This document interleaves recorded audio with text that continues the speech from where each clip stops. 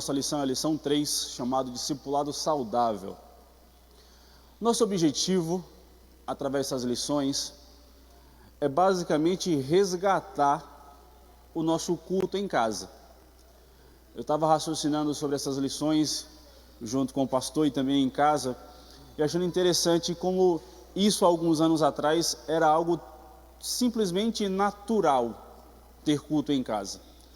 Simplesmente sentarmos ao redor da nossa mesa, da nossa casa, para conversarmos um pouco sobre a palavra de Deus, sobre o culto daquela semana, sobre o que nós escutamos na igreja, e discutirmos entre pais e filhos, entre esposo e marido, enfim, todos aqueles que fazem parte daquela comunidade, daquela casa. E como isso foi se perdendo ao longo do tempo, como as coisas foram entrando em nosso meio. Os filhos precisam estudar mais porque precisa passar, os pais precisam trabalhar mais porque precisam pagar as contas, as coisas vão entrando em nosso meio e nós vamos perdendo ali o conceito de culto em casa, de termos um relacionamento saudável entre nós. Interessante que, certa feita eu falei com meu pai, eu falei assim, precisamos corrigir algo entre nós dois. Todas as vezes que nós sentamos para falar agora, ou falamos somente sobre projetos da igreja, ou sobre trabalho.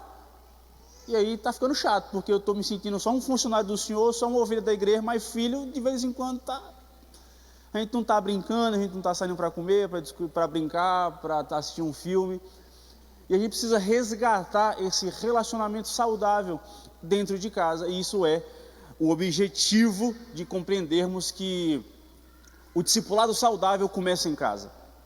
Uma certa feita, lá quando eu morava nos Estados Unidos, pastor Ezequias Bezerra, pastor da igreja Canaã em Recife, eu falando com ele algumas coisas que eu tinha vontade, aquela coisa, menino novo, sonhando, vislumbrando, e ele falou assim, meu filho, o nosso primeiro campo missionário é a nossa casa. Nosso primeiro campo de discipulado é a nossa casa. Antes de ganharmos o mundo, precisamos ganhar os nossos. Precisamos ter um relacionamento saudável e estipular e estabelecer uma vida cristã com os nossos. Nossos filhos só irão repetir aquilo que nós fazemos se eles nos vê fazendo. Eu tenho falado muitas vezes que nós estamos em uma geração que fala muito, mas faz pouco. Que diz muito, que abraça muito a Bíblia, mas coloca em prática pouquíssimas vezes aquilo que a Bíblia nos coloca e nos manda fazer. Antes de começarmos, tem uma citação que eu escutei durante a pandemia, e todos nós aqui conhecemos homens e mulheres. Todo mundo está me ouvindo? Levanta a mão, amém. Irmão Sérgio, não estou me ouvindo muito não, não sei se é meu ouvido que falha aqui, aqui é mono e aqui é estéreo. Eu falei que durante a pandemia a citação diz que o culto, muitas pessoas desviaram, se afastaram da igreja, porque apenas faziam o culto coletivo da igreja. Então, obrigatoriamente, quando as igrejas fecharam, aqueles que só cultuavam na igreja ficaram automaticamente sem cultuar. Por quê? Porque eu só cultuo na igreja. Aqueles que cultuavam em casa, com a sua família, e aqueles que tinham um culto individual, o seu momento devocional, não se perderam. Por quê? Porque apesar de eu perder o meu culto coletivo, pela obrigatoriedade do momento que estamos vivendo, o meu culto em casa e meu culto individual estava sendo estabelecido.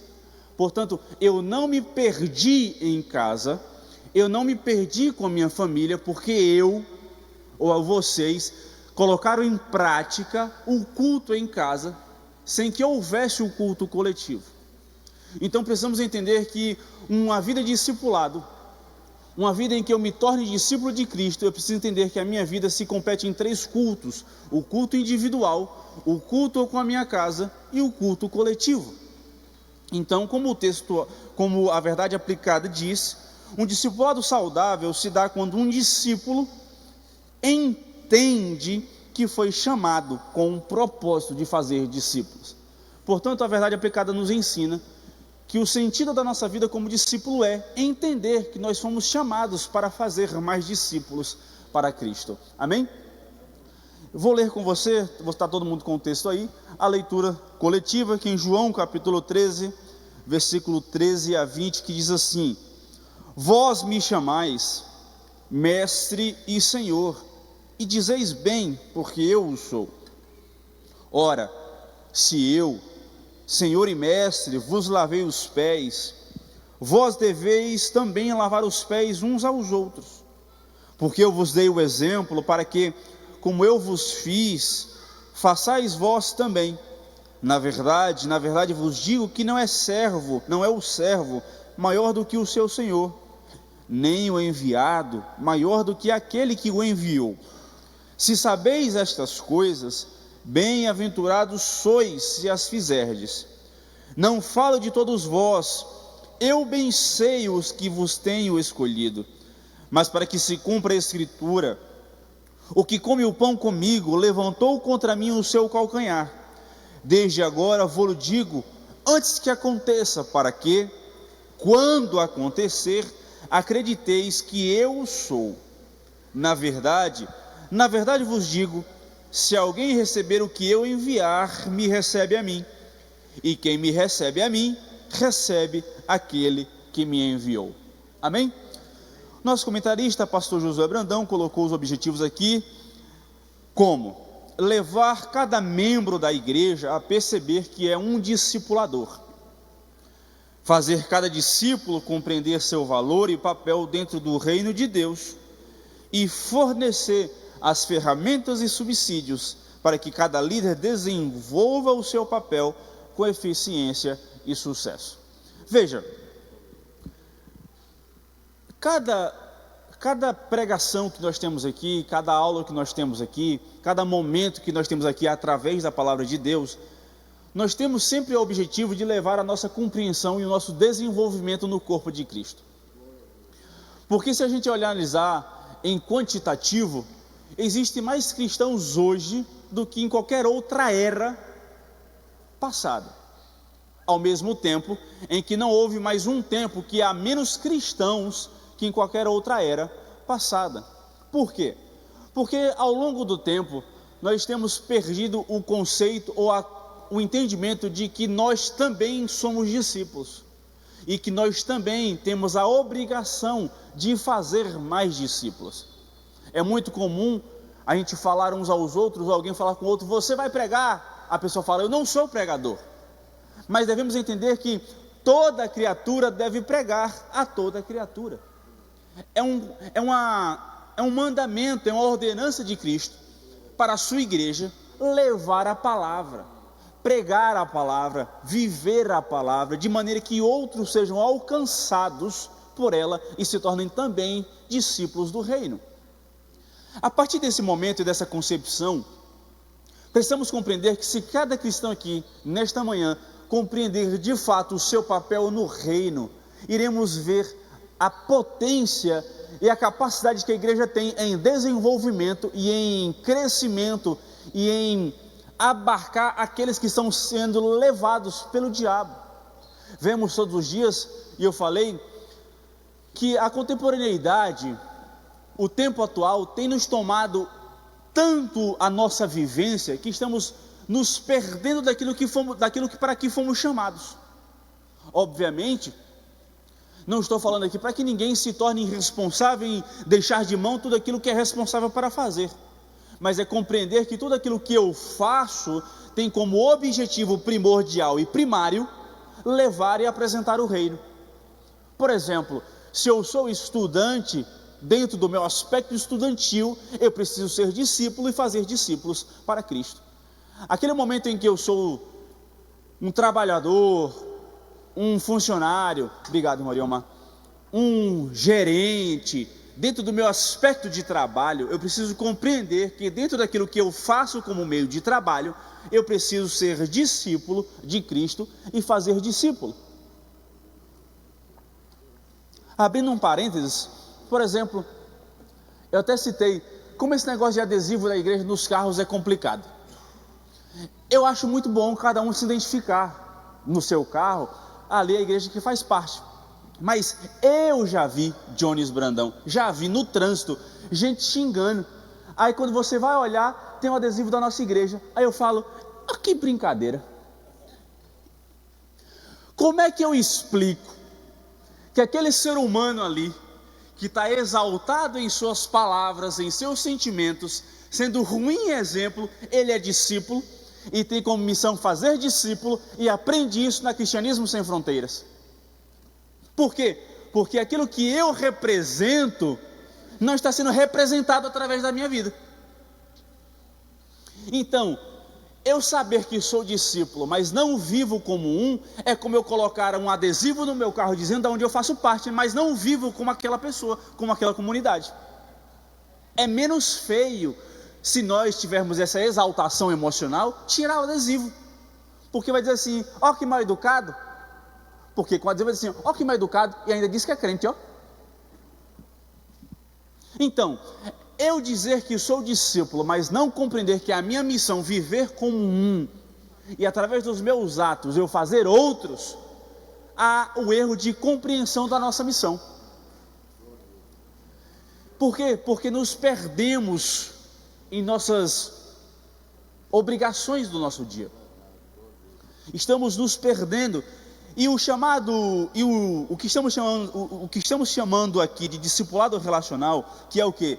Através dos relacionamentos de amizade, de família, entre colegas, entre funcionários, o discipulado relacional é estabelecido através de relacionamento. Portanto, a maneira que eu me relaciono, eu gero discípulos.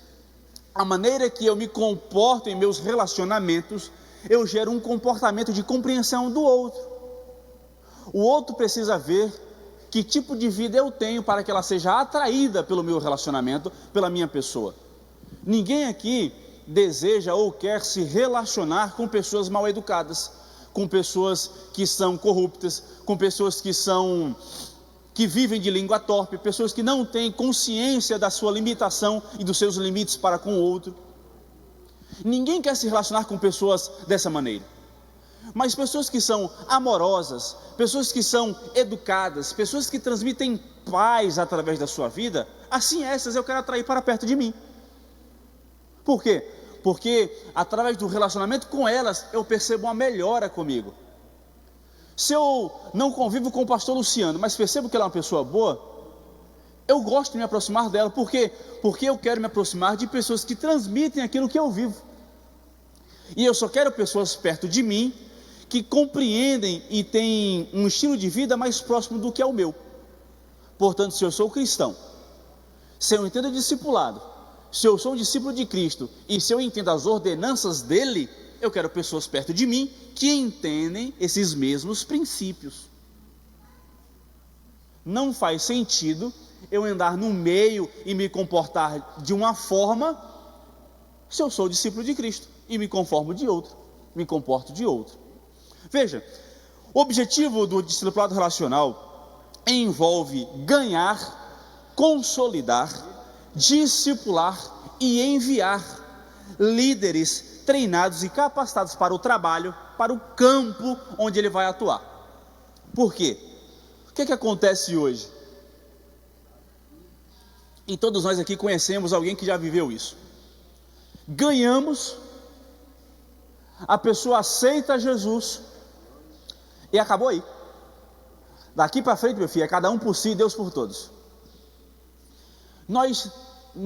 A gente vive dois extremos. Ou não queremos ninguém, a gente não se esforça para ganhar, a gente só fica enclausurado em nosso casulo, daqueles que estão com a gente. Ou outro extremo, a gente se esforça para ganhar, e quando ganhamos, é cada um por si, Deus por todos. Só que o discipulado, o propósito de Cristo para nossas vidas é literalmente ganhar os que estão fora, consolidar os que estão dentro, discipular os que chegam, para que eles tenham capacidade também de serem enviados para ganhar os que estão lá fora. Houve uma pesquisa nos Estados Unidos no ano de 2017, 2018, de que 48% dos cristãos não acreditam mais no princípio e na lógica do evangelismo. Eles não compreendem que evangelizar surte efeito. Isso tem se tornado comum. Por quê? Porque nós vamos para um dia para a igreja, até 2, mas em nosso bojo de ofícios, não evangelizamos, nós não nos esforçamos para ganhar. Não estou falando para você andar com a Bíblia debaixo do braço de 2 metros e ficar pregando no meio da rua, mas é através dos nossos relacionamentos ganharmos, cativarmos, alcançarmos o coração daquele que ainda não foi alcançado pela igreja. Nós somos a extensão do corpo, nós somos corpo de Cristo, nós somos a igreja, porque nós batemos no peito para dizer que nós somos templo do Espírito Santo, mas muitas vezes não atuamos como templo aonde vamos. Nós somos templo do Espírito Santo dentro de 4 paredes, mas não atuamos como templo aonde vamos. Obviamente não estou falando de todos, mas estou falando de uma característica que tem tomado o seio da igreja, em vir para a igreja, mas nem sempre ser igreja, em ganhar, consolidar, discipular e enviar. Como eu falei no início, todo o projeto de discipulado relacional tem como objetivo aqui resgatar o culto em família, resgatar o culto em casa, o culto entre os comuns, entre uns e entre os outros. Nosso comentarista, pastor Josué, colocou aqui o que seria, por exemplo, um formato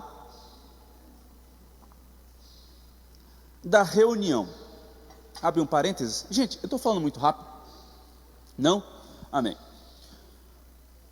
O formato da reunião, teoricamente, obviamente, varia de casa para casa, porque cada um conhece a sua sequência e sua lógica. Mas um momento comum seria termos aqui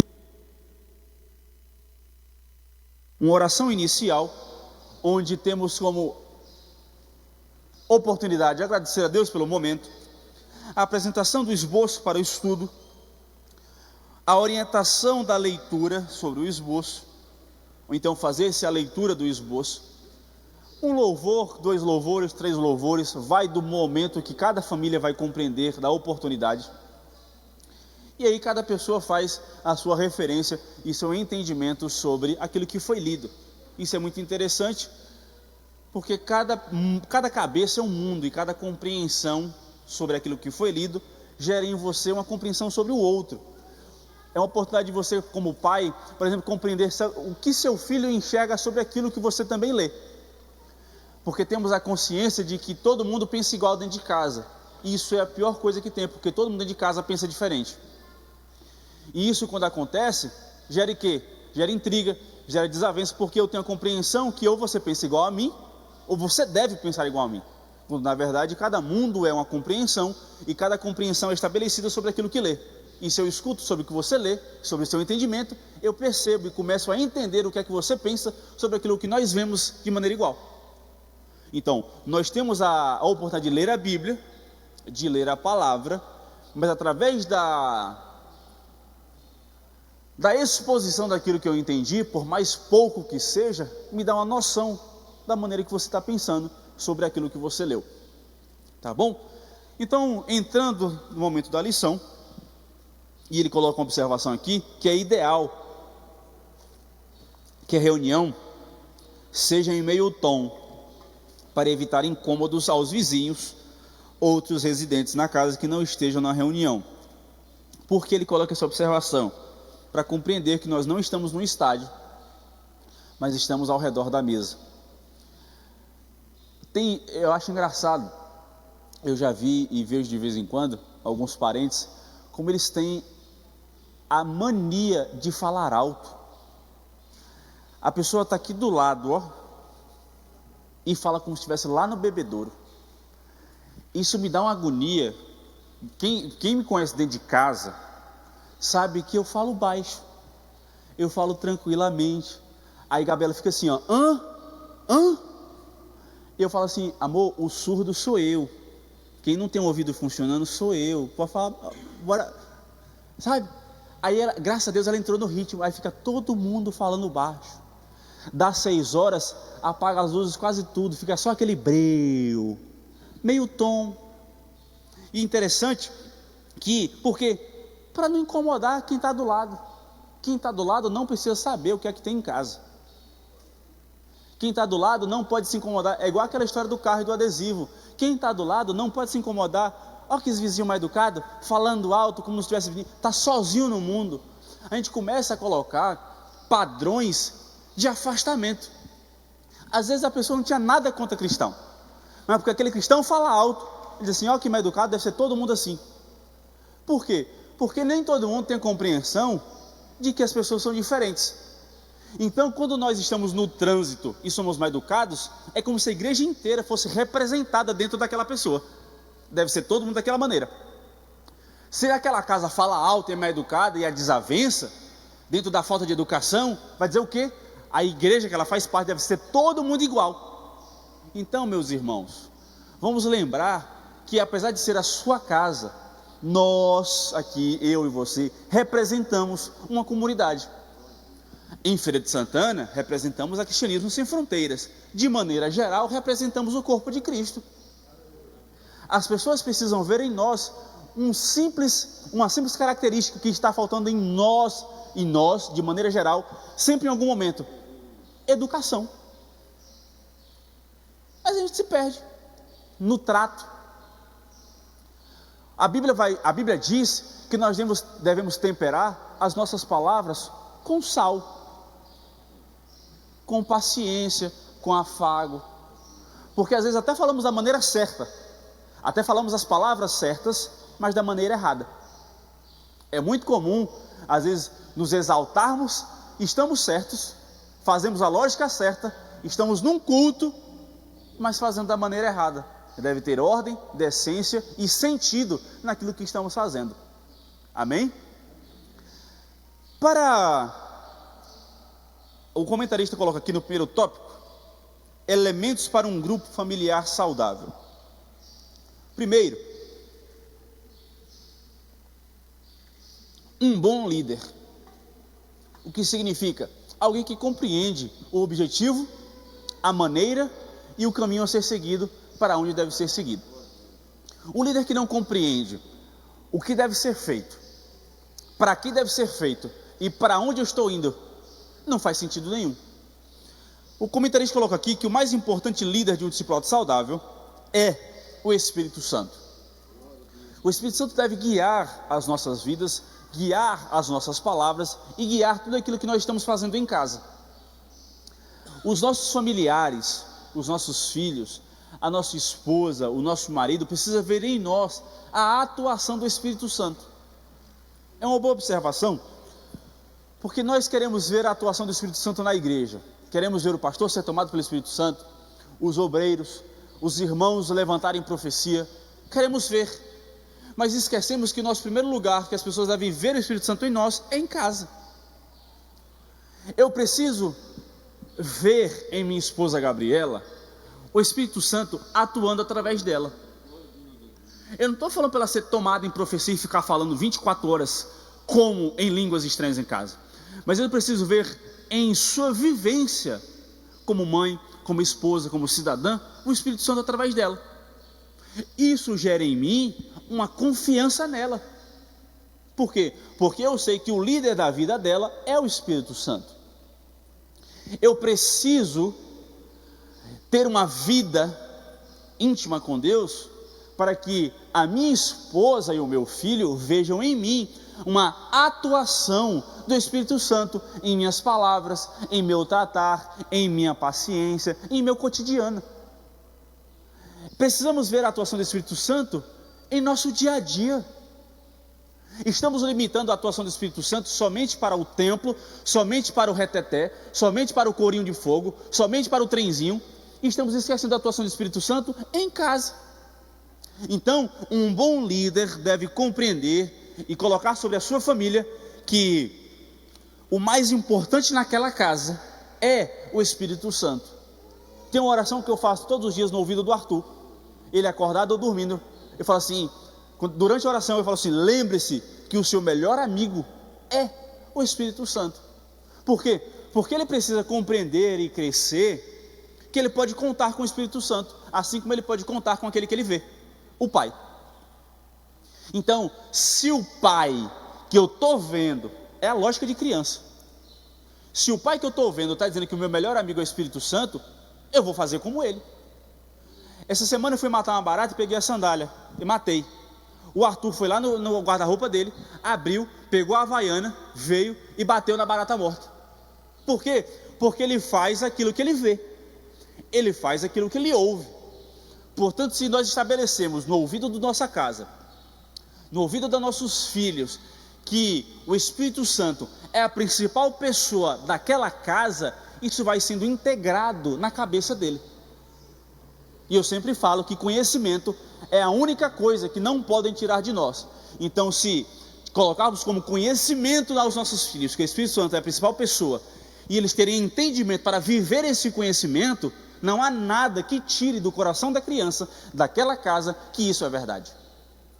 E aí, o comentarista segue: portanto, intimidade com Deus e vida de oração são imprescindíveis a um discipulador.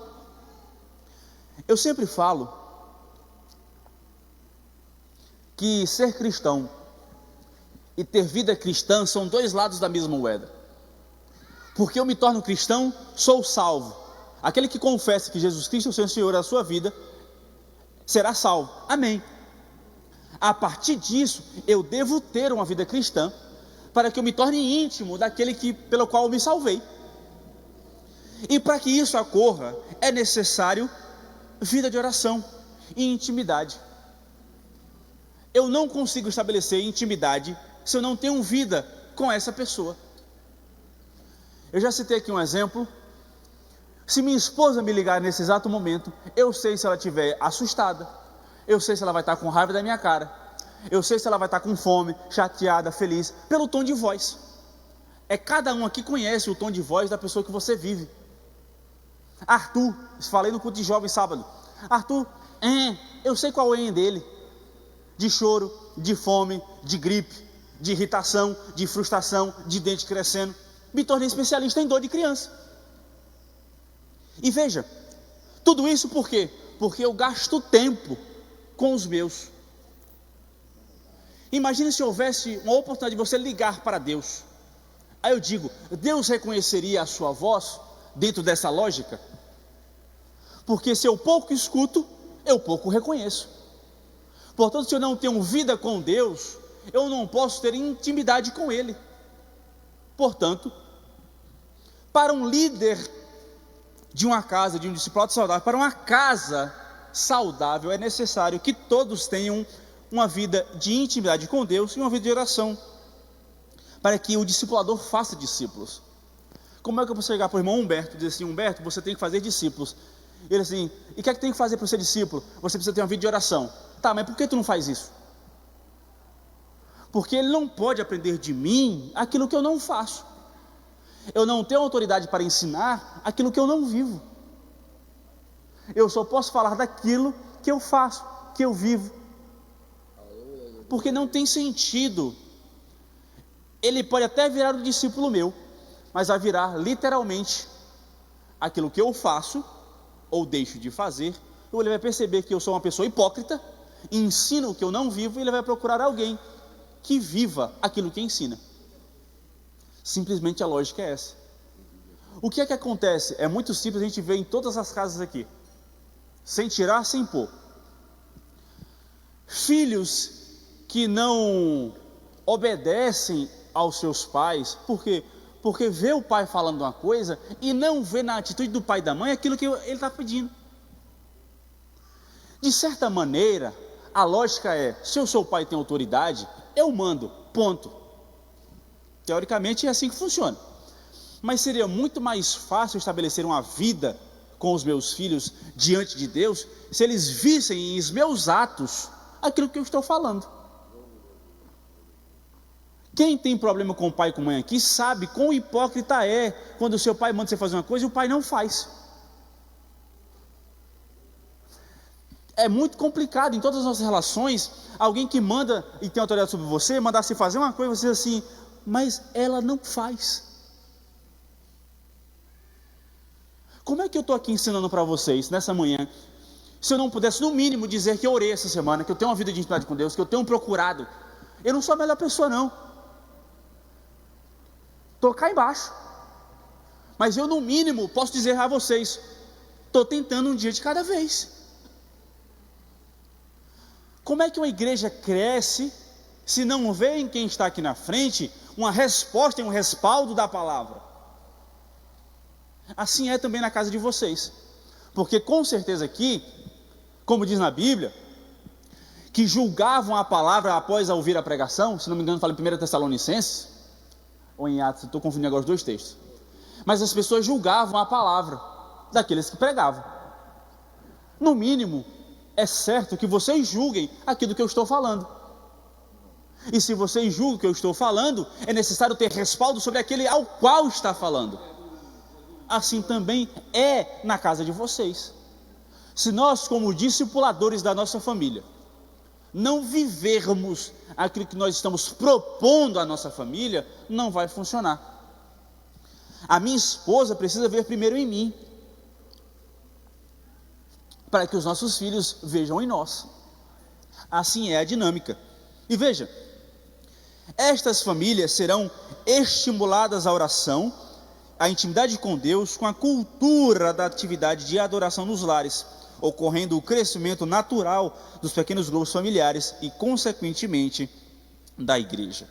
Ele coloca aqui 3 referências, vou ler com vocês. Primeiro, característica de um líder, ou um bom líder: sejam fiéis. 1 Coríntios capítulo 4, versículo 1 e 2 diz assim: assim, pois, importa que os homens nos considerem. Importa que quem nos considerem? Os homens, aqueles que estão ao nosso redor, aqueles que nos julgam, que nos considerem como ministros de Cristo e dispenseiros dos mistérios de Deus.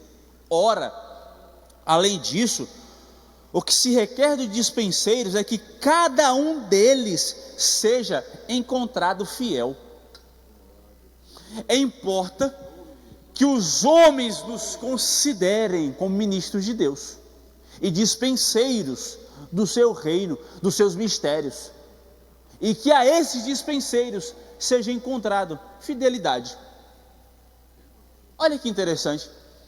Não é que eu devo ser encontrado como ministro de Deus para Deus. Se eu sou ministro de Deus, Deus sabe que eu sou, mas o meu comportamento deve ser visto pelos homens, pela minha casa, pela minha esposa, pelos meus filhos, pelo meu marido. E nisso, na minha vida, que seja encontrado naquilo que eu sou. Se eu sou cristão, que eu seja fiel à minha cristandade. Porque se a pessoa não é fiel àquilo que acredita, ela é fiel a quê? Portanto, é preciso encontrar fidelidade naquilo que você acredita. As outras referências não vou ler, para adiantar. João capítulo 13, versículo 13 a 17, que nós lemos no texto áureo, que indica ser servo, servir ao outro, servir ao próximo, servir em casa. O fato de você ser pai não te impede de servir ao teu filho. O fato de você ser esposa não te impede de você servir ao teu marido. Assim, você, marido, não te impede de ser servo da tua esposa. Não estou falando sobre ser autoridade na casa, sobre exercer autoridade espiritual. Estou falando sobre servir ao próximo. Temos facilidade de exercer o serviço a quem manda em nós no trabalho, mas temos dificuldade de servir a nossa esposa. E eu não sei o que é que acontece com muitas vezes da gente. A gente acha que servir a nossa esposa, a nossos filhos, estaremos nos rebaixando, e não.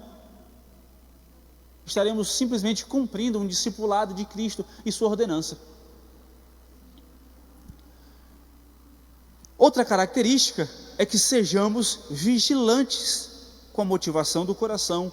Paulo diz em 2 Timóteo capítulo 3, versículo 10, assim: tu, porém, tens seguido de perto, ou tens sido vigilante de perto, o meu ensino, procedimento, propósito, fé, longanimidade, amor, perseverança, e assim o texto continua. Veja, Paulo está dizendo que Timóteo está sendo vigilante e de perto ao ensino que Paulo está ensinando a ele, e isso tudo com propósito, com fé, com paciência, com amor e com perseverança.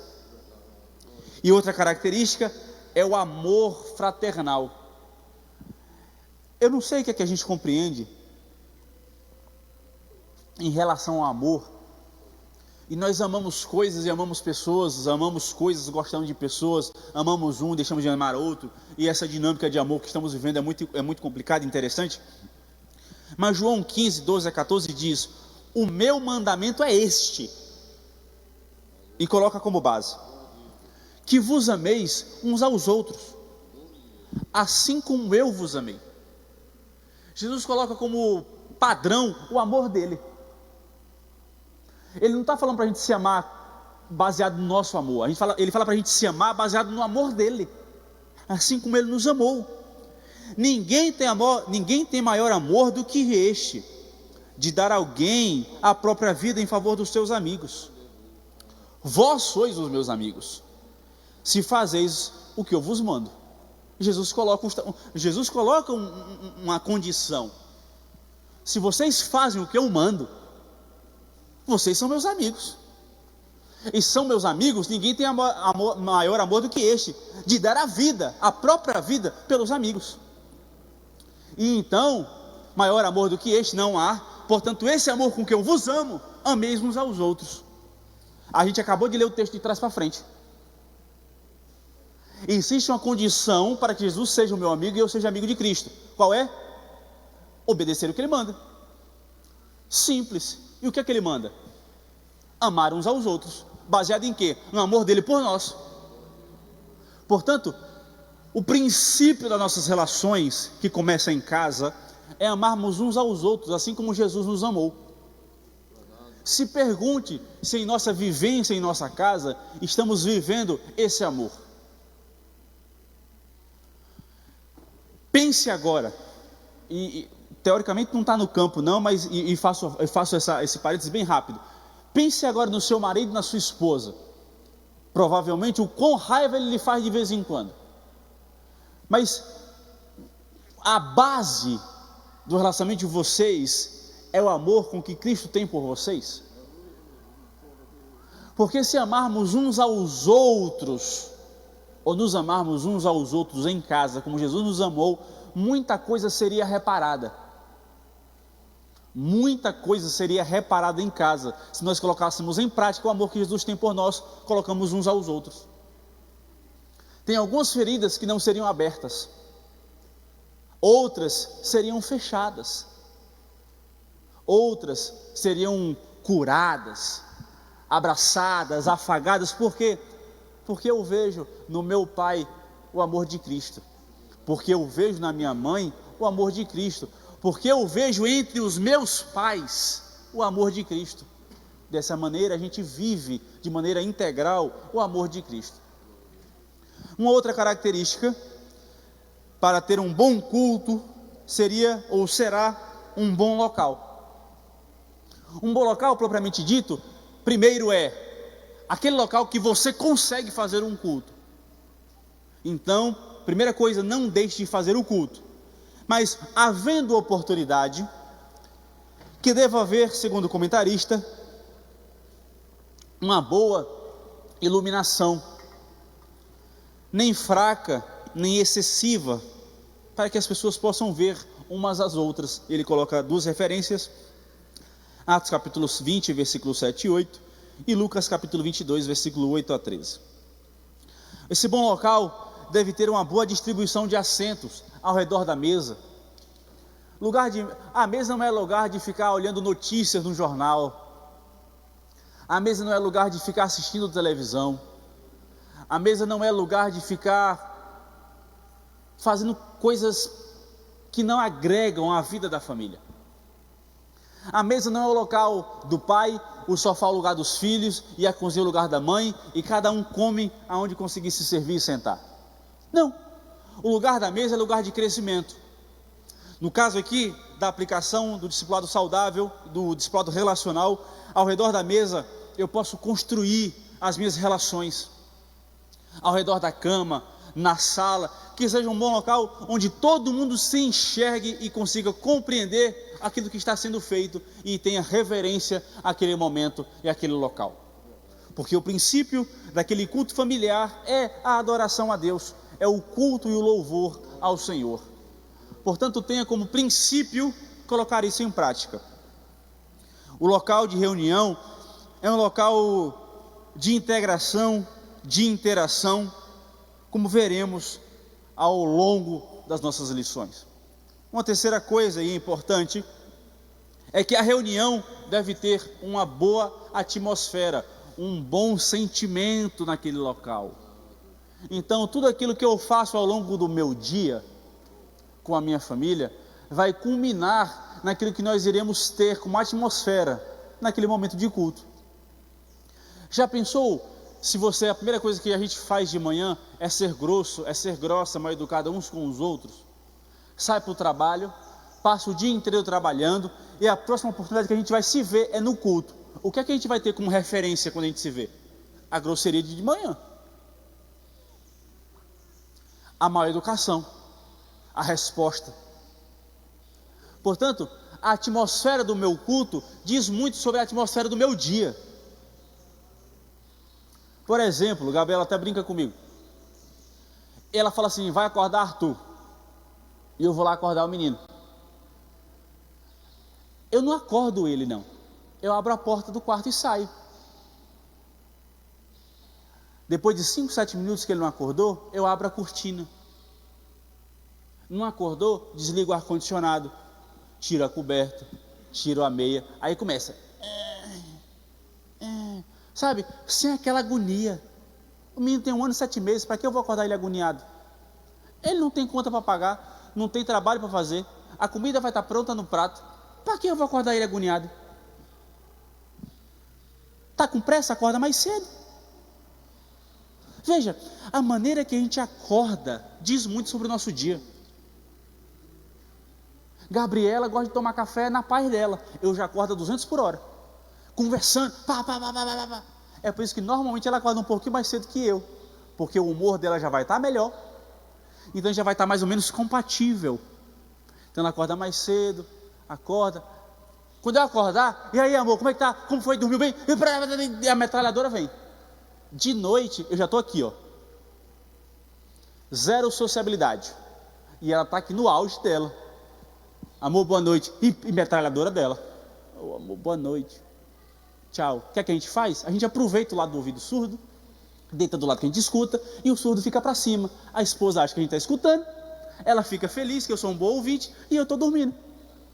Assim funciona um relacionamento saudável, porque cada um faz aquilo que é possível para o outro, para quê? Para que tenha uma boa atmosfera em casa.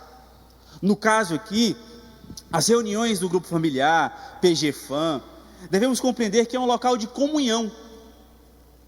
Eu preciso ter comunhão com a minha esposa, eu preciso ter comunhão com o meu marido, eu preciso ter comunhão com os meus filhos, eu preciso que eles compreendam que apesar dos relacionamentos que eles têm fora, na escola, no condomínio, na rua, por mais amizades que eles têm, a gente que é mais adulto compreende que os de casa, da porteira para dentro, é que a gente pode confiar na hora que dá para dar ruim.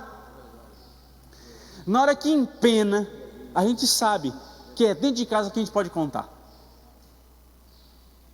É só os de dentro, é aqueles que... Portanto, eu preciso estabelecer comunhão com os de casa, para estabelecer essa confiança, esse relacionamento saudável para o momento do meu culto. Portanto, como é que eu vou falar de amor no meu culto?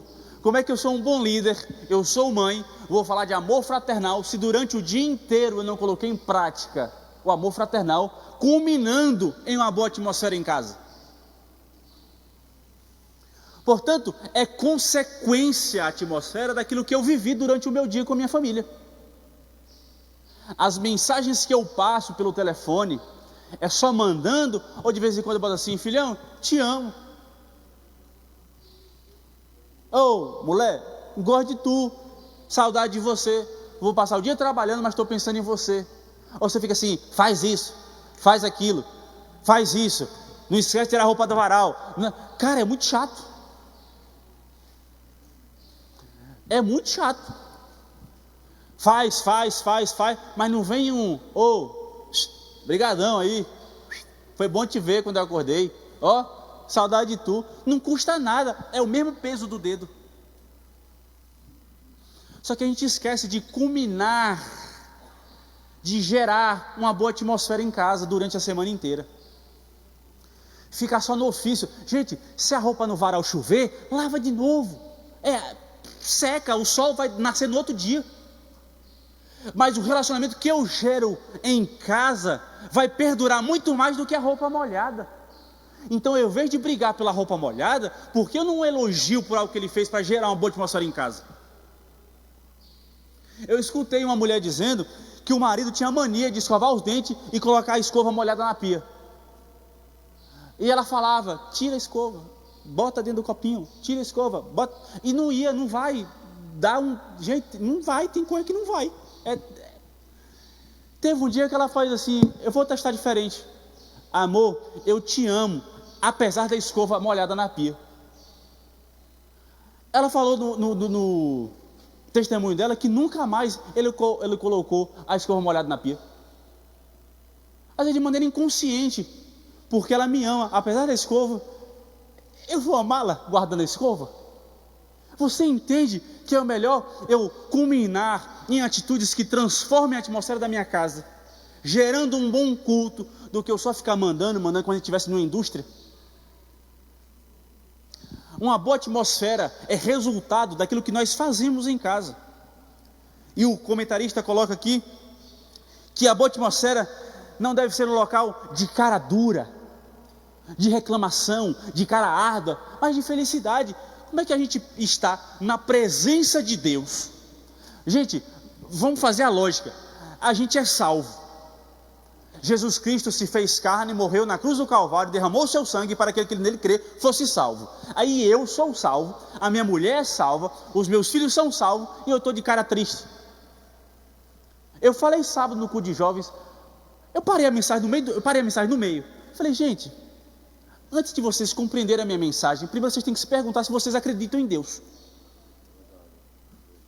Porque vocês estão com a cara triste. Um bocado de perdido está no mundo, usando droga, cheirando, fumando, no meio da prostituição, perdido, alma no pecado, e está vivendo uma pseudo felicidade. E a gente aqui salvo, com a alma sendo lavada, perdoado dos pecados, com a família na igreja, a gente aqui, amoado. Está de brincadeira com minha cara?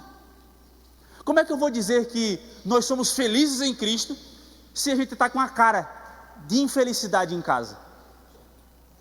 Eu preciso resgatar em Cristo a alegria de estar nele com a minha família diante dele. Então o local de culto deve culminar em alegria, em louvor, em adoração, em sentir prazer em estar louvando em casa. Se ninguém está vendo, só os meus, só os nossos. Assim é uma boa atmosfera. Segundo ponto, o comentarista colocou como título: Liturgia das reuniões do discipulado relacional. Veja, o comentarista escreve: considerando que nestas reuniões nem sempre contaremos com a habilidade, ou com as pessoas com a habilidade de tocar, cantar, usa-se plataformas musicais e selecionar bons louvores para o momento das reuniões. A orientação apostólica é que tenhamos salmos, cânticos e louvores espirituais. Assim Paulo escreve em Efésios capítulo 5, versículo 19. Bom que esses louvores sejam serenos, pois o ambiente é de estudo e relacionamento fraterno, sem falar que estamos em família. Veja, e aqui ele segue: manter a paz e a serenidade do ambiente é imprescindível. Eu sempre digo, a gente consegue, da porta para fora, lutar uma guerra por dia, matar uns 3 leões, desviar de umas 2 antas. A gente consegue. Vem uns 5 burros na direção e desvia. A gente consegue. Mas quando o leão e as antas estão dentro de casa, é mais difícil manter paz e serenidade. A gente precisa compreender que nós não devemos ser pedra para os de casa. Eu não posso ser motivo de fazer a minha esposa pecar. Eu fiz tanta raiva a ela que ela pecou. problema é meu também, que fiz ela chegar nesse ponto. Aquilo que nós fazemos deve manter a paz e a serenidade do local da reunião. Deve ser um local de louvor, de adoração, e não de apedrejamento. Entende? Eu entendo que às vezes a gente vive, a vida cristã é bem, mas a simplicidade do cristianismo resolve muita coisa. Imagina aí, eu fazer aquilo que deve manter a paz da minha casa. Isso deveria ser simples. Mas as nossas palavras, às vezes não é nem as nossas palavras, é aquela virada de olho assim, ó. Ah, irmão. E quando bota o olho para cima assim, ó, ou vontade de pegar 2 ferrão e puxar o olho para baixo. Mas veja, atitudes nossas refletem a paz e a serenidade da nossa casa. Bons louvores não vai resgatar aquilo que eu não faço. Os bons louvores devem ser reflexo da minha vida, da minha paz. A serenidade do ambiente é refletir, é o reflexo daquela família. A perturbação é reflexo também da família perturbada. Josué diz: eu e minha casa serviremos ao Senhor. O que é? É uma casa conjunta, com o mesmo objetivo, com a mesma paz, com a mesma serenidade, com o mesmo foco. E Josué diz: vocês eu não sei, mas eu e a minha casa serviremos. Então entenda que se cada família compreender em ter uma vida, em ter uma atitude que transmite paz para dentro de casa, pensem comigo, como será o culto coletivo aqui? De paz e serenidade. Até os perturbados que vierem vai se sentir incomodado. Ou eu vou ter paz, ou eu vou querer ir embora. Por quê? Porque as famílias já vêm dos seus lares em paz. Aqueles que estão vindo congregar já vêm de maneira serena. O trabalho foi ruim, tomei bronca, não bati meta, deu errado, o funcionário se demitiu, tenho que fazer muita coisa. Mas se eu estou indo para casa com a minha família, de alguma maneira, internamente e espiritualmente, o meu trabalho não atribula o meu espiritual. Mas se o meu espiritual estiver sereno e em paz, eu posso culminar em resoluções aos meus problemas. Portanto, é necessário um ambiente de louvor, de adoração, de salmos, de paz e serenidade.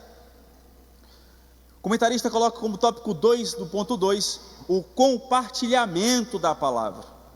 Ele diz: o líder nos projetos do discipulado relacional não é um preletor, não é um comentarista, não é alguém que não, é só ele coloca aqui, um facilitador. Por quê? Porque se existe uma facilidade da nossa missão é facilitar a compreensão da palavra e o compartilhamento da mesma entre os irmãos da mesma reunião, sempre seguindo o esboço proposto pelo pastor da igreja. Por que seguindo o esboço? Porque existe uma lógica a ser construída através da palavra. A gente não vai falar do fim antes de falar do início, passar pelo meio. Portanto, existe um início, meio e fim para que haja uma compreensão certeira e correta daquilo que está sendo estabelecido para a nossa igreja aqui na Cristianismo Sem Fronteiras. Veja, por que não é um pregador? Porque não é um momento de subir no altar e ficar pregando, se exaltando, mas é um local de facilitar a compreensão da palavra para todos. Os meus filhos e a minha esposa devem se sentir da mesma maneira sobre a compreensão daquele texto. Então cabe também ao líder a compreensão e a leitura prévia daquilo que vai ser estudado com a sua família. Porque senão é que assim, o que é que fala, pai? Não sei o que a Bíblia está dizendo. Portanto, eu preciso facilitar, deixar mais simples a compreensão da palavra. E ele coloca como alguns tópicos: Com isto conseguiremos nos conhecer como membros da casa, nos conhecer como ovelhas, cuidar uns dos outros, procurar uns aos outros como as ovelhas, nos alimentarmos dos pastos verdejantes e protegermos-nos uns aos outros, porque tudo isso através da facilidade e compreensão da palavra que está sendo estudada em família. E ele coloca aqui Hebreus capítulo 10, versículo 24 e 25, que nos ensina assim: consideremo-nos também uns aos outros, para nos estimularmos ao amor e às boas obras. Não deixemos de congregar-nos, como é de costume de alguns. Antes, façamos admoestações, e tanto mais quando vedes que o dia se aproxima. O escritor aos Hebreus coloca como obrigação a consideração de um ao outro. Eu preciso te considerar, você me considera, e isso faz com que nos estimulemos ao amor e à prática das boas obras. Isso gera honra mútua, estímulo e motivação em uns aos outros, um amor entre os outros, uma feitura e uma ação das boas obras, e uma admoestação, o ensinamento uns aos outros. A admoestação é o ensino, é a correção. Não se surpreenda se através da palavra o seu filho esteja em posição de te ensinar, de te corrigir, de te admoestar. E não ache ruim se isso acontecer, tá? E acredite, é muito possível isso acontecer, porque cada um tem uma compreensão e coloca em prática a ação do texto e começa a um olhar para o outro e compreender aonde um está acertando, aonde um está errando. Pai, faz mais isso. Mãe, filho, filha, a gente começa a se moldar, como ferro afia ferro, a gente começa a se alinhar e construir uma família saudável. O ponto 3, o pastor coloca aqui como tópico, a visão do purê de batata. A visão do purê de batata parte do princípio bíblico da unidade expressa na oração sacerdotal de Jesus, descrita em João 17, versículo 20 a 23, que diz assim: não rogo somente por estes, mas também por aqueles que vierem a crer em mim, por intermédio da sua palavra, a fim de que todos sejam um, e como és tu, ó Pai, em mim, e eu em ti, também sejam eles em nós, para que o mundo creia que tu me enviastes.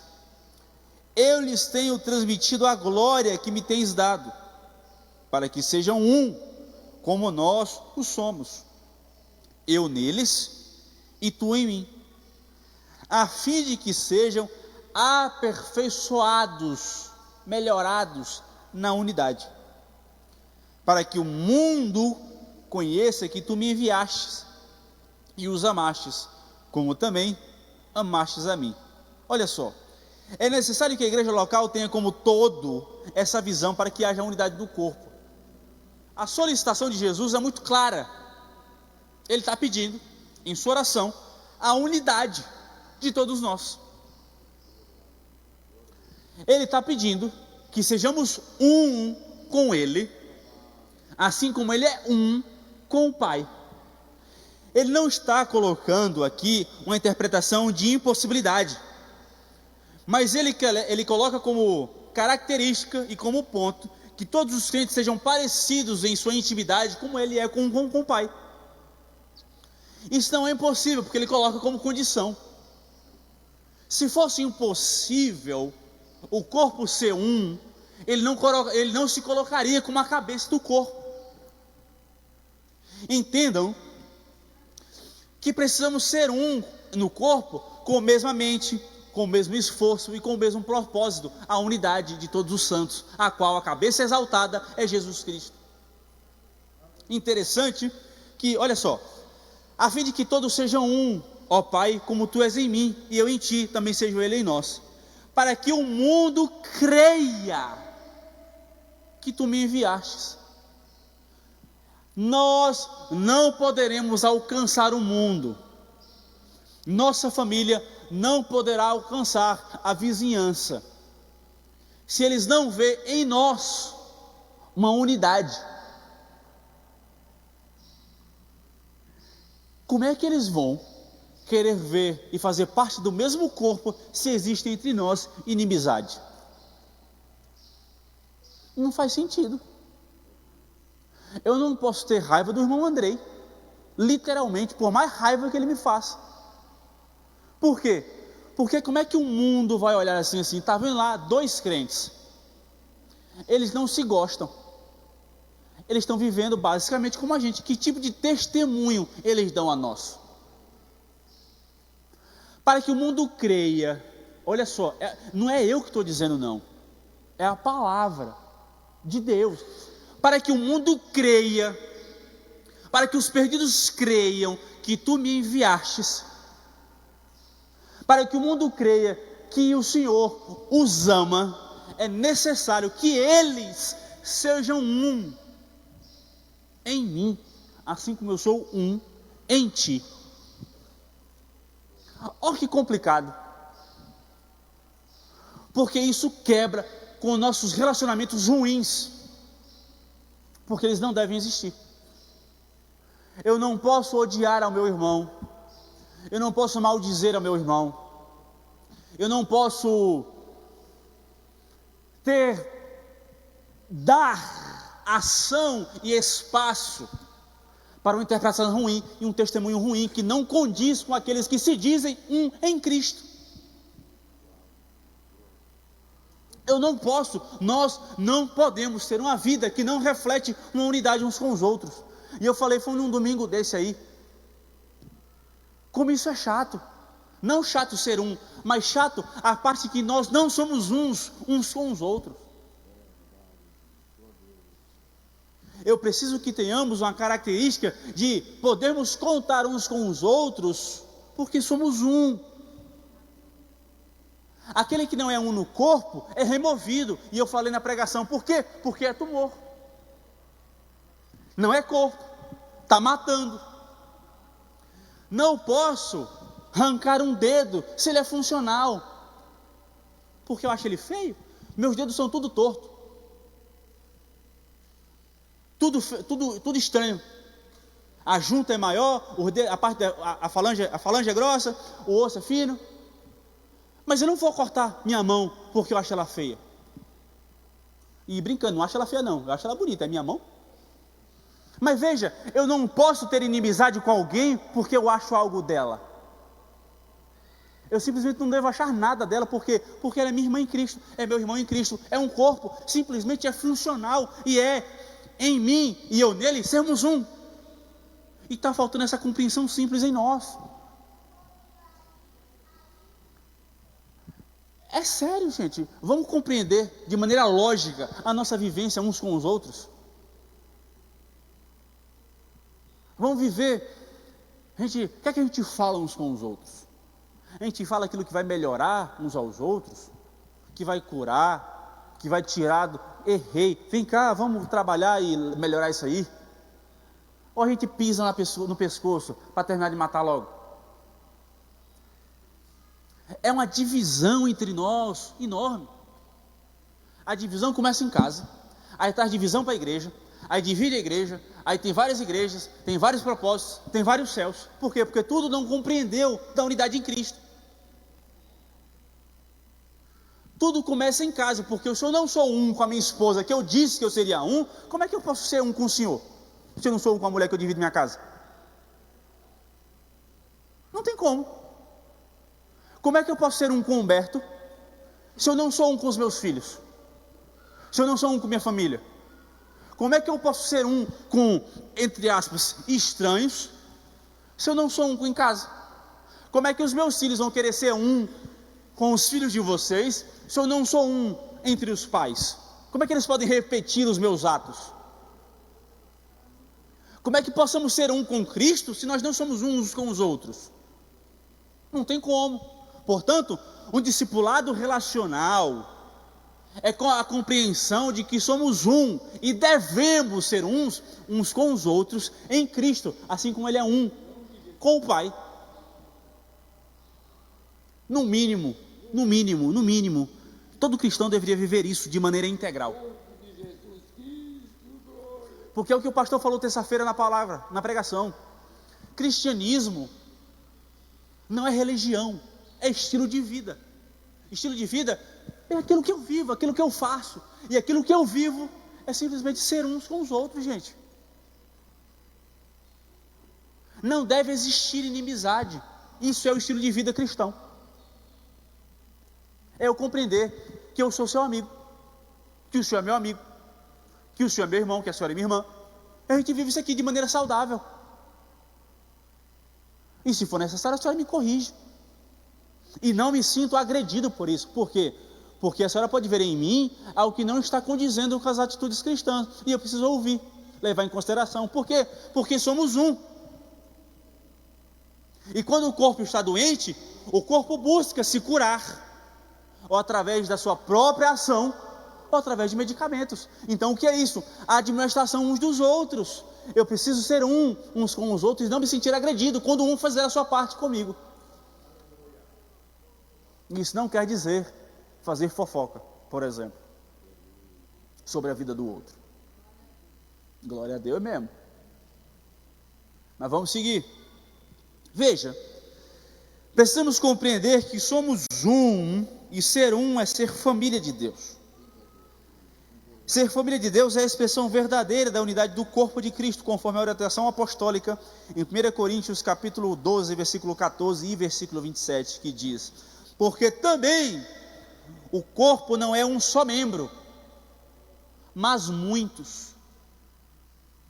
Ora, vós sois corpo de Cristo, e individualmente membros deste corpo. Veja, não somos iguais.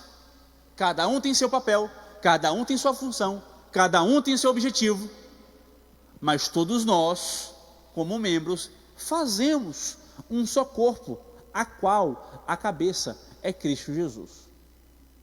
Por isso, através de Cristo, fazemos aquilo que Ele manda, porque Ele é o sistema central, Ele é o sistema nervoso, Ele é a cabeça que pensa. O corpo só cumpre a ação daquilo que a cabeça quer fazer. Se o corpo faz algo que a cabeça não quer, tem algo de errado. Se meu braço tem espasmos e meu corpo não está mandando meu membro se mexer, em algum lugar tem uma falha de comunicação. Estou doente.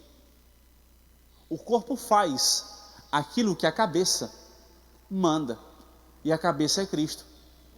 E fazer aquilo que Ele manda é cumprir as ordenanças da sua palavra.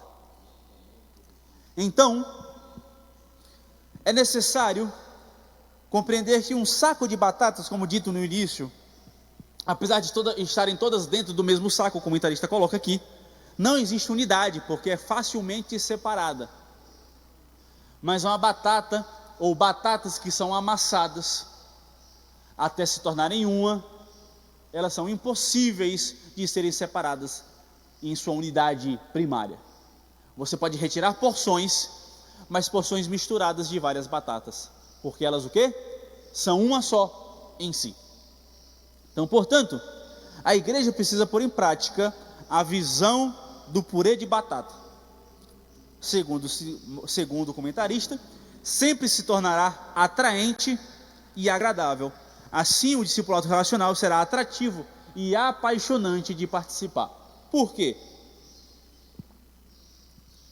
Porque quando eu vejo os resultados de ser um com a minha família, de ser um com a minha igreja, de entender que o princípio disso tudo é ser um em Cristo, é apaixonante. A ação da igreja, quando entende o princípio de ser um em Cristo, é apaixonante. Eu compreendo que aquilo que eu faço tem como objetivo primário levar aquilo pelo qual o corpo me chama a ser feito. Cada um é um membro de um corpo só. Amém? Então, terceiro ponto e último ponto: unidade verdadeira. Terceiro ponto, tópico 1, fala sobre os fundamentos da unidade. O texto que nós vamos ler aqui é Atos 2, versículo 46, que diz assim: diariamente, tá? Isso quer dizer o quê? Não é uma vez na semana, não é uma vez no mês, não é uma vez no ano. Por que eu digo isso? Porque tem gente, e não somos nós, tá? Porque a gente está aqui, né? E vendo aqui, a gente compreende quem está aqui. Mas eu acho engraçado agora falando com vocês, é muito fácil observar como tem gente que só vem na Santa Ceia na igreja. É o culto do mês. Pô, não entende que a perseverança é diária. Não estou falando para você vir para a igreja todo dia não, porque você tem que ter dia de casa com sua família. Mas existe o culto em comunidade. E as pessoas escolhem uma vez no mês, uma vez na semana, ou a cantata de Natal. E eu conheço um, que é o culto da virada. É certo, é amigo meu, é colado comigo. É por isso que eu posso dizer. E só está aqui no culto da virada. Eu acho incrível. Anda com crente, é filho de crente, conhece a palavra, mas só está aqui no culto da virada. É um dos primeiros a chegar. Senta, bonitinho. Eu tiro onda, eu acho incrível. Porque ele escolhe um dia no ano para congregar. E diz: você congrega onde? Na Cristianismo Sem Fronteiras. Eu falo: cara, não tem condição. Tu não é discipulado por a gente. Tu não vem para os cultos de doutrina. Tu não vem para o discipulado. Tu não tem comunidade. Tu vive a tua vida o ano inteiro, mas tu congrega a Cristianismo Sem Fronteiras. Abre parênteses, um culto no ano. Vou colocar 2, né? Porque metade da virada e 5 minutos ali do outro ano. Isso é incrível.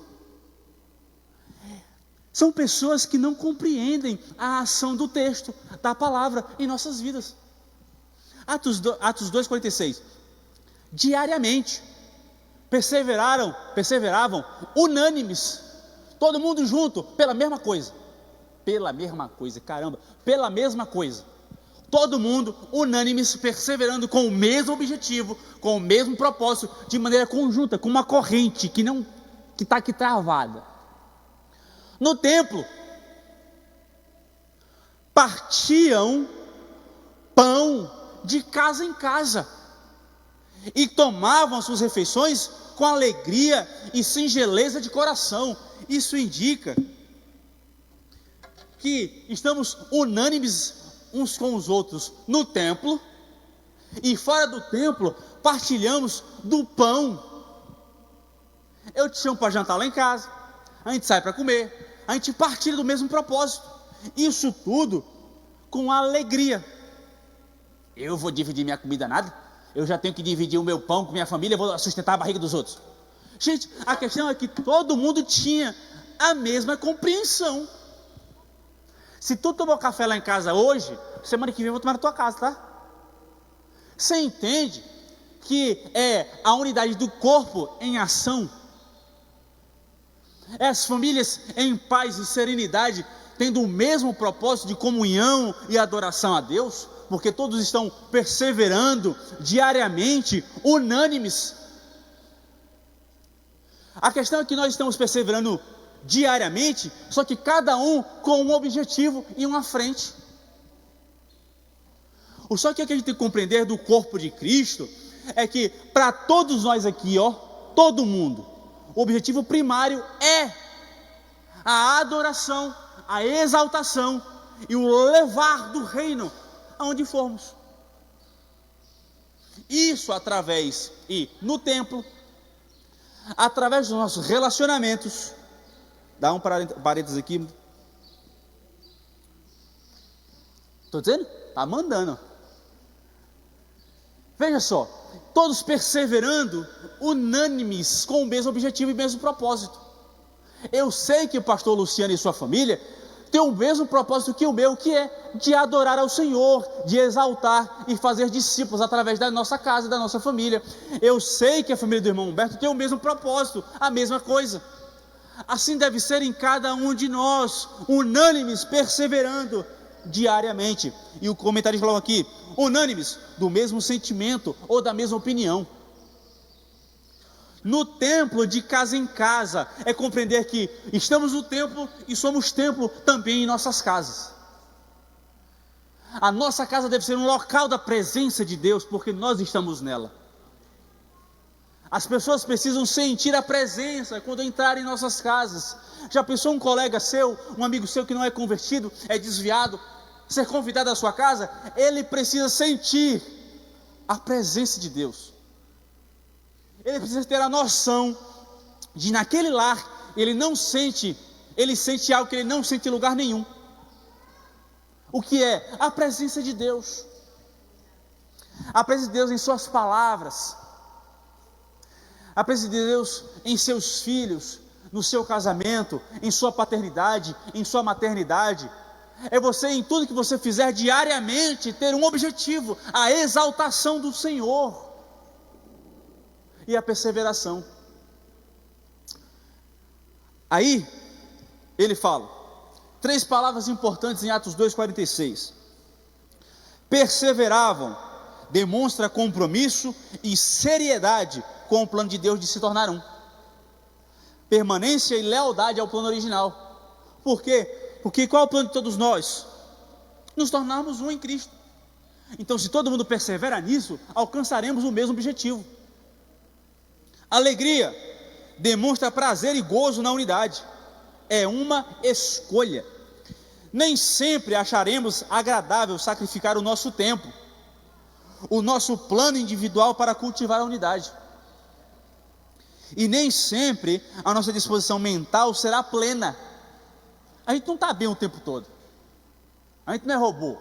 A gente fica triste, chateado. Mas o plano de Deus é que façamos isso com alegria genuína. E abrir um parênteses aqui, eu vou fazer um comentário e não demoro. Eu falei sábado com jovens, que estavam nos jovens aqui, Jorge, mais alguém vai lembrar. Deus está me tratando. Jorge vai lembrar. Eu falei, gente, eu falei com os jovens. Eu, Jones, humanamente falando, sem o tratamento do Espírito Santo, não tenho paciência, não tinha, estou sendo tratado. Não tinha paciência de gastar tempo com gente. Quem me conhece aqui há mais tempo sabe. Irmão Humberto, pastor Ilquias, pastor Luciano. Eu não gastava tempo. Chegasse aqui no final de culto, Jones, quer conversar? Não. Tem a ver comigo? Não. Então conversa com outro. Eu falava, não sou delegado para resolver, não sou médico para curar, não sou pastor para atender. Tchau. Era a minha vida assim. Eu era assim. Mas eu tenho me tornado uma pessoa que sou o último a sair da igreja. Porque eu não estou aguentando ver alguém. E aí, como é que foi o dia do Senhor? Me conte aí. Me transmita. Pastor, vamos conversar? Vamos. Consegue resolver? Não, mas vamos procurar quem resolve.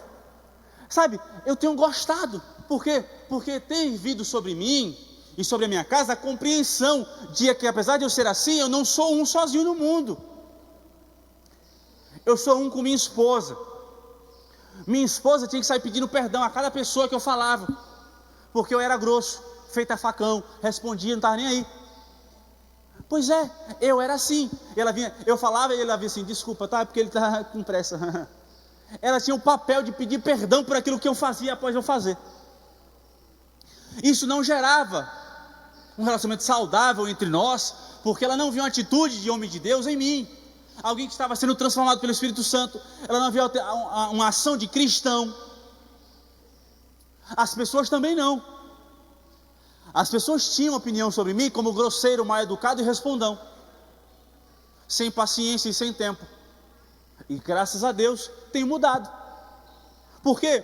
Porque é a perseverança de fazer com alegria, a qual aquilo eu fui chamado, ser um em Cristo. Assim somos eu e você. Ser um em Cristo com alegria, por mais do cansaço, por mais da chateação, por mais das preocupações, é fazer isso com alegria genuína de alma e espírito. E a terceira palavra no texto de Atos 2,46 é a singeleza. O que é? Simplicidade de visão. Precisamos deixar de lado a complexidade das coisas. Isso aqui é a burocracia, tá? Sabe? Tem muita gente aqui que parece que trabalha não vou citar aqui setores não, né? Mas é burocrático, transforma burocrático ser cristão. Vamos tirar a complexidade das coisas. Temos que deixar de ser tão complicados. Em outras palavras, minha palavra aqui não é o comentarista, temos que deixar de ser chatos. Gente, coisa chata, gente chata, cristão chato. Ei, cheios de desejos próprios e opiniões egoístas. Singularidade e simplicidade de visão promove unidade nos seguidores e cumpridores do relacionamento fraterno, com o propósito de discipular. O que é isso? A gente não burocratiza o nosso ato, a gente para de pensar num próprio umbigo e compartilhamos a singeleza de uma mesma missão, sem burocracia, com simplicidade. Está vendo? Vamos tirar a burocracia da nossa vida. Vamos parar de ser chato. Com todo respeito e amor eu falo isso, porque eu também sou. Mas é interessante que quando a gente tem a simplicidade em nossa convivência, sem agonia, sabe? É para ser leve. A caminhada cristã é para ser leve, apesar dos vendavais. Por quê? Porque nossa casa está firmada onde? Na rocha. Casa firmada na rocha, ela é estável, ela permanece firme. Vem vendaval de fora, não de dentro. A base é sólida, não é feita de areia. Isso indica que a casa é baseada na rocha, em uma sua simplicidade de visão e de base. E não importa as preocupações, as tristezas, os vendavais, as ondas. O que importa é a visão simples que eu tenho da minha vida cristã em Cristo Jesus, uns com os outros. Amém? Não sei se está quase uma aula ou quase uma pregação, mas amém. É porque isso aqui tem, sempre que eu tenho estudado, eu tenho focado nisso aqui, é a vida cristã, é a dificuldade de viver a vida cristã de maneira simples. E já concluindo, o tópico 2 do ponto 3 diz assim, os resultados da unidade. Ele fala sobre 2 textos aqui que eu quero ler com vocês. Atos 2, 42 a 47,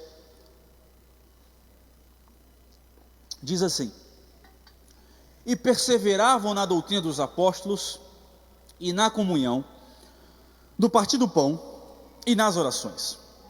Em cada alma havia temor, e muitos prodígios e sinais eram feitos por intermédio dos apóstolos. Todos os que creram estavam juntos e tinham tudo em comum. Vendiam as suas propriedades e bens, distribuindo o produto entre todos, à medida que alguém tinha necessidade. Diariamente perseveraram unânimes no templo, partiam do pão de casa em casa e tomavam suas refeições com alegria e singeleza de coração, louvando a Deus e contando com a simpatia de todo o povo. Enquanto isso, acrescentava-lhes o Senhor dia a dia o que iam sendo salvos. Vocês percebem que tudo isso é através de uma vida simples cristã uns com os outros, que iam sendo acrescentados? É o que nosso pastor fala, igreja não é para vir por obrigação, é para ser convidado, é para ter vontade de vir para cá. As pessoas não devem vir por obrigação, mas devem se sentir cativadas a estarem aqui entre nós. Por quê? Porque vem isso aqui de maneira prática, de maneira vivenciosa entre nós, o amor uns aos outros, e eu quero fazer parte daquilo, por isso eu sou cativado a ir. E Atos 4, versículo 32 e 34 diz: da multidão dos que creram em um coração e alma, ninguém considerava exclusivamente sua nenhuma das coisas que possuía, tudo, porém, lhes era comum.